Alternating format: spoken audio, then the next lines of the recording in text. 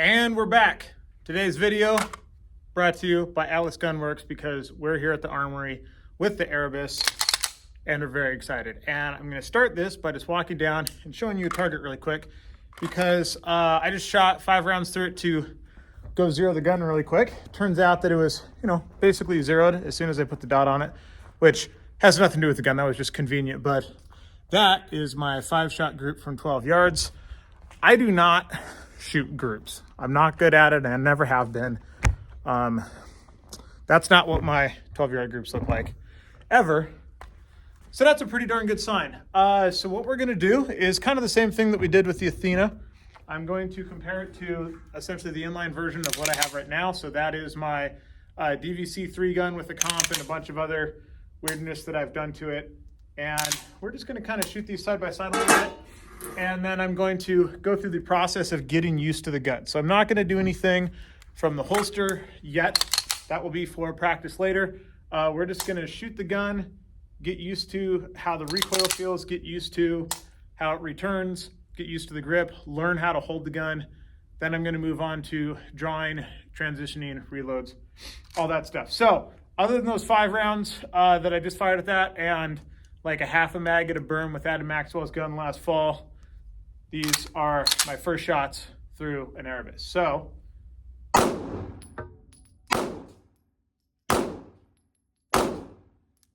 right, first thoughts. It doesn't take a lot of grip pressure. It's like medium grip pressure.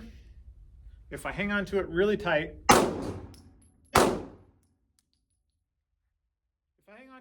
it still returns. If I hang on to it medium, it returns. Really tight, it leaves a little bit less. I'm gonna go really loose. So, kind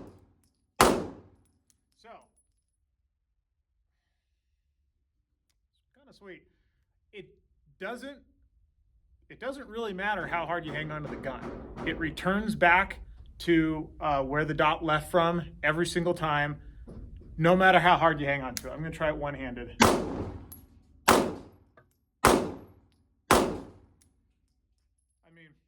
To do a little bit one-handed, but two-handed, super tight, medium, very loose. It just returns. The only real difference is the harder you hang on to it, the less it leaves, but it returns to the same place and it returns in about the same amount of time. Let me try a couple very hard again. Very loose.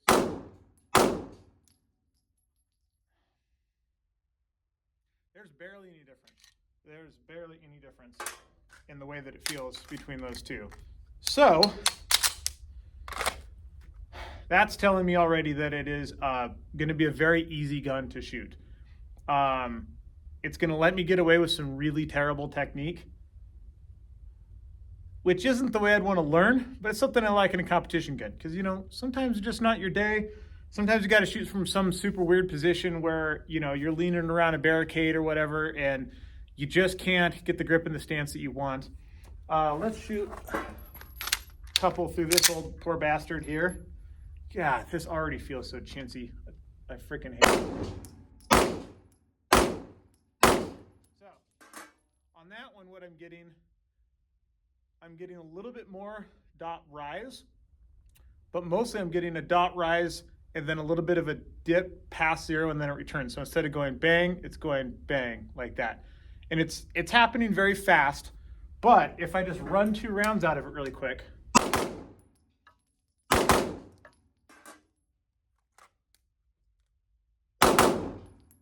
so if I run 2 rounds out of it really quick, I get stringers to the top. I'll show you what I'm talking about. So, all right. This is one that I just threw because I'm shooting like crap. This one was with the old gun, but doesn't have anything to do with this. When I just rattled off 2 rounds with the Arabus, everything was in here. These were my second shots out of the old gun. And that's certainly something that you can train out and something that I do when I'm nice and tuned up. So let's try again. And grip it like I mean it. Work good, gripping it like I mean it. I'm just going to hang on to this like I don't care. Yeah. So I'll show you the target again. You'll see that nothing has really changed other than there's more holes in the middle. So, still just those two at the top and that one flyer from me shooting poorly. Everything else is in here. The difference is, on my gun, I had to hold on very hard.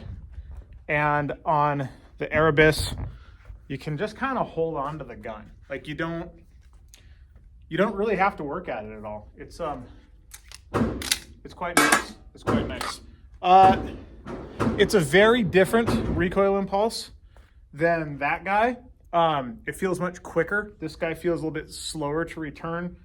Some people like the quick, some people like the slow. I used to like the slow. I used to shoot like 147s whenever I could get my hands on them, and eventually 135s. Now these are 115 full metal jackets with tight group, which isn't really a good powder for this gun. You want kind of a slower burning powder that is going to push more gas out through the comp. So this is actually like kind of worst case scenario for this gun. But it feels better, man. Like it feels a lot better. You remember from the last gun, I wasn't really a fan of the large paddle safety on the left side. I'm still kind of not. I still find myself bumping it with my support side as I'm re-gripping the gun.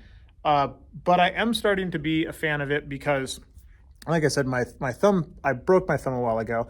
And so it's really hard for me to like wrap my thumb around and set it up against the side of the gun like this.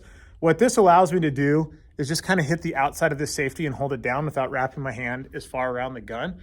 So even though if I sit here and I get in really nice, I'm like, it kind of doesn't feel as good on my thumb. If I just grab the gun and I hold on to it like that, instead of getting it all the way in like this, it's actually more comfortable. And I mean, all of this is blended super, super nice. I mean, it just feels like one big piece back in here. So, it's very, very comfortable to hang on to. I really like the aluminum grip. I don't know which order I'm going to post those videos in, but I do have an aluminum grip for this guy that I just fit at home and I sent it off to get Cerakoted. So I will have a grip like this on that gun. I will have this mag well on that gun. So I'll have a couple things on that gun to make it nice to use as a backup gun because it'll feel the same and it'll probably improve performance on that gun a little bit. The plastic grip, you can feel it kind of like flexing and doing weird stuff.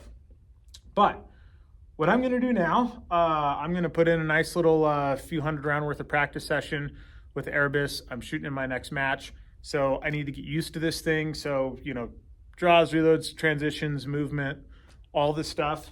And I'm going to boop this thing and we'll be back in a minute, which will actually be like 2 hours later. And I'll let you know what I found. All right, the boop is over. It's an hour and a half later and 500 rounds later.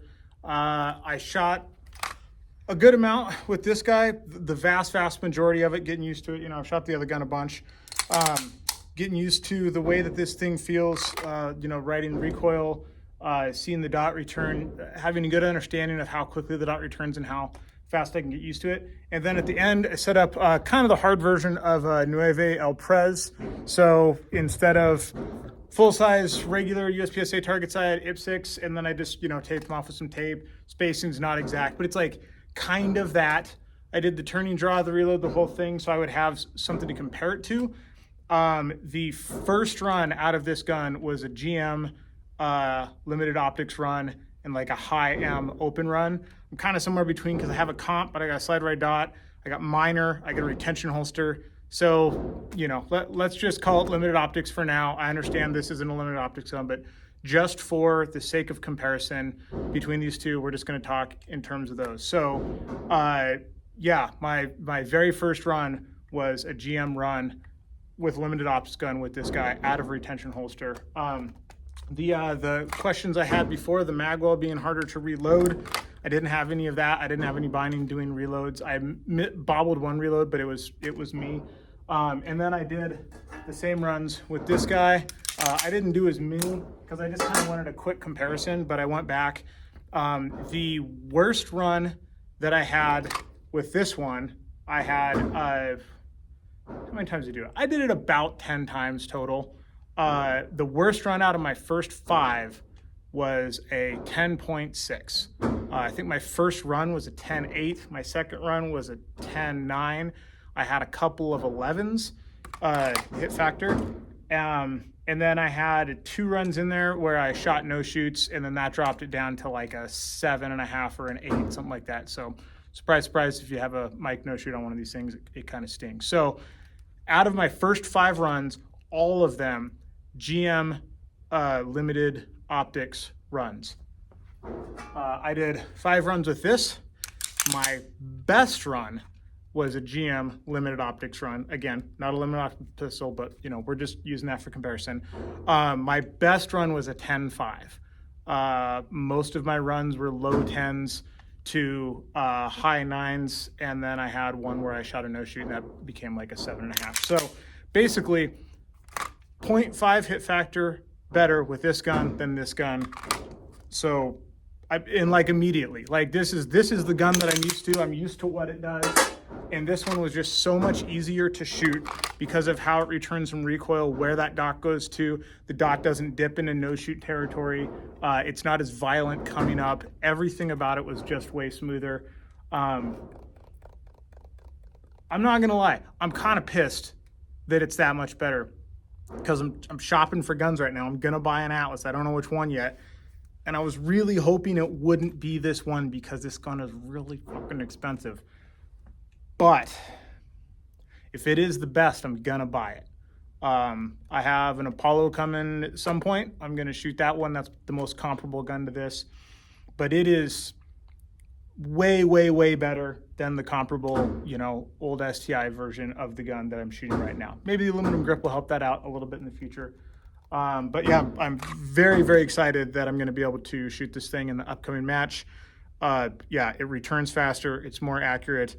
I can just produce 14 splits whenever I want, which I can occasionally squeak out a 14 with that guy, but I got to be really cranking.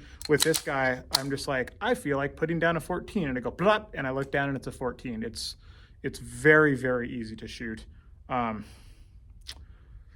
want to not like it as much as I do because it's super nice. It's kind of, I mean, back to the car analogy, like don't ever drive a car you can't afford, because at some point you're gonna get a second job and you're gonna go pay for that thing. But it's the hype is real, man. Like I know this sounds, you know, super shilly, yeah, but man, it's impressive. It's a very, very impressive gun. It makes my current pistol feel like absolute shit.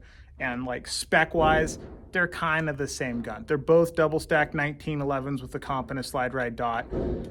They should on paper be very close, and they're not. They're just not. I wish they were. Strangely, standing there and just like shooting the gun, being like, boom, oh, I see where the dot's going, boom, I see what's doing, boom. They felt more similar.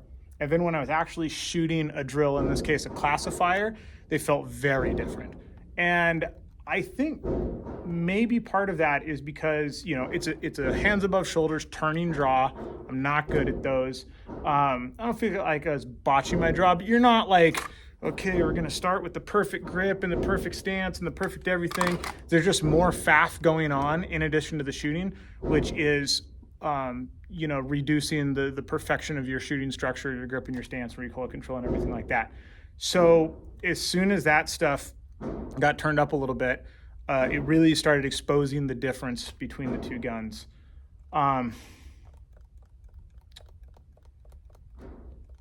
Yeah, I don't have much more to add. It's super expensive. It's a really expensive gun, and it's really obvious where all that money went when you shoot it.